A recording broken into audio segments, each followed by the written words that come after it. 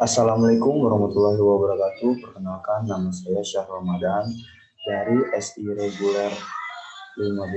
Di sini saya akan menjelaskan sistem proyek tugas UAS.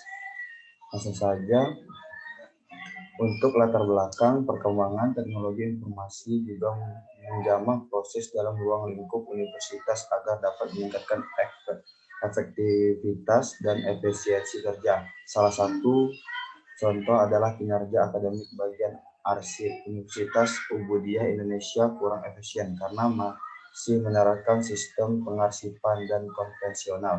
Dengan menyimpan manual secara mengelompok dapat memungkinkan data hilang, rusak, dan menyulitkan dalam melakukan pencarian data jika suatu waktu diperlukan.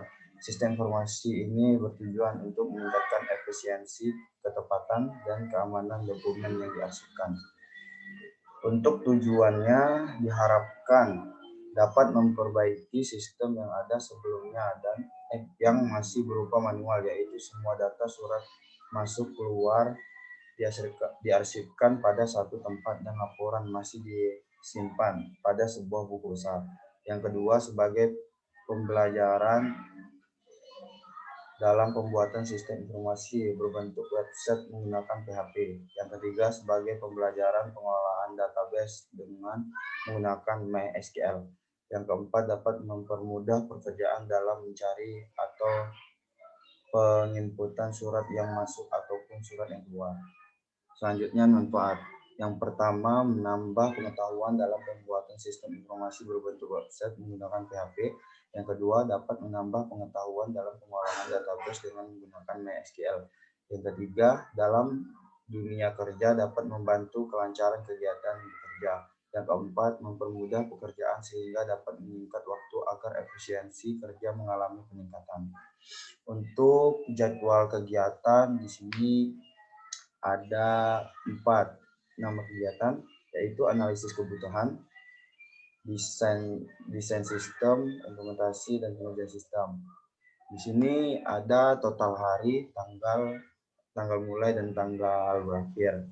Untuk analisis kebutuhan membutuhkan waktu 7 hari, dan desain sistem membutuhkan 10 hari, dan implementasi membutuhkan 10 hari, dan pengerjaan sistem membutuhkan 3 hari. Mungkin teman-teman bisa lihat tanggal mulai dan tanggal akhirnya. Kita lanjut untuk anggaran proyek. Selanjutnya, rincian biaya manfaat. Di sini ada total biaya, total wujud, total tak wujud, dan total manfaat dan prosit.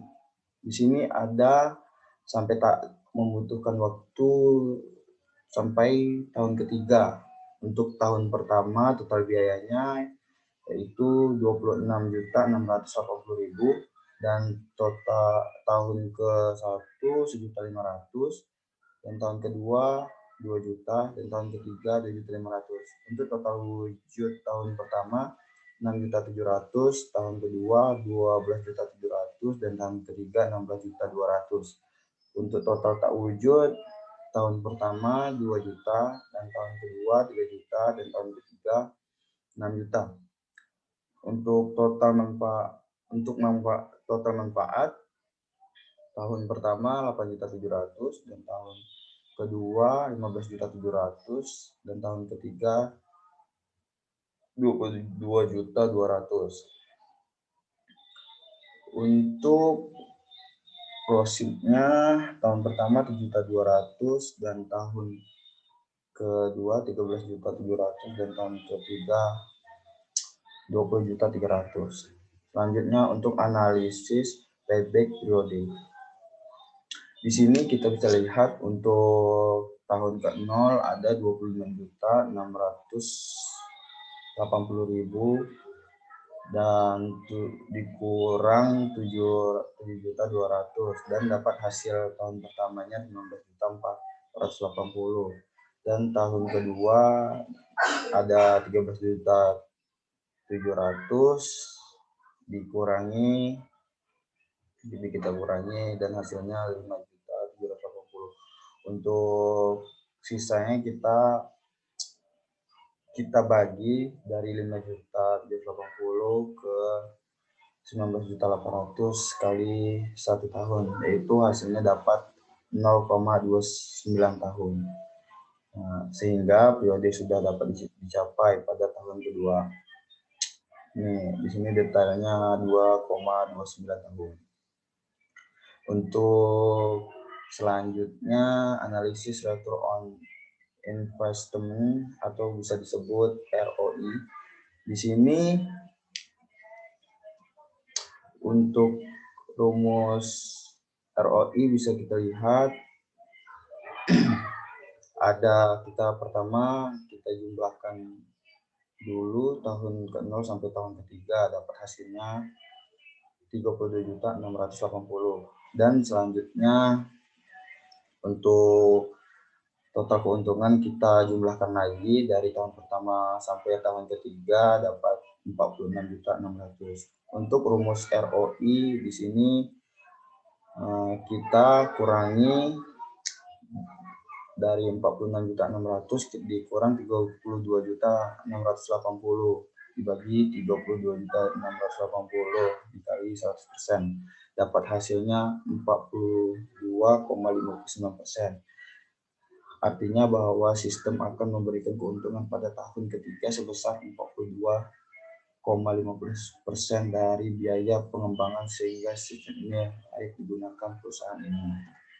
Untuk analisis net value bisa disebut NPV. Untuk rumus ini kita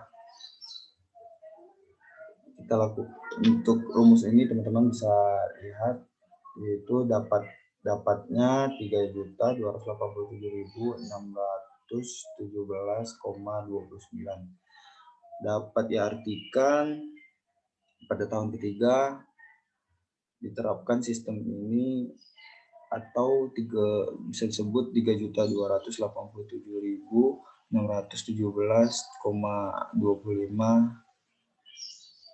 bisa disebut NPV lebih besar daripada 0, maka proyek tersebut layak dilaksanakan. Untuk metode tingkat pengambilan internal, di sini untuk rumus pertama itu yaitu 1I sama dengan 15%. Untuk 1I 15% kita ambil nilai sebelumnya yaitu 3.287.617,25. Dan untuk NPV 2 di sini 2.680. Itu kita jumlahkan terlebih dahulu yang rumus sebelumnya, dapatnya 581.574.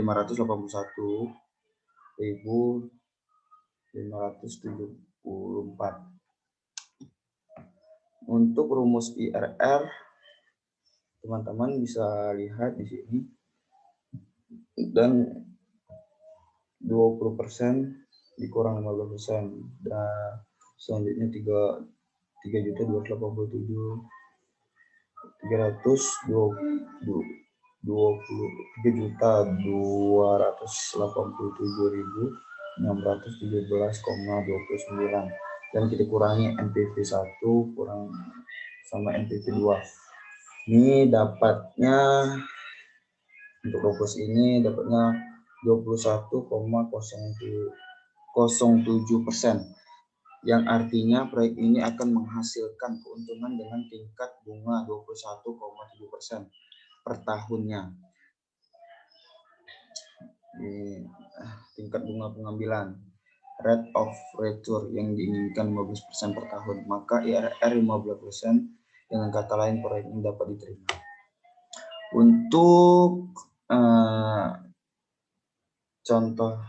untuk menu utama bisa teman-teman lihat ada home, request, dan login. Dan menu requestnya ada tampilan nama, name, periode, dan pilihan.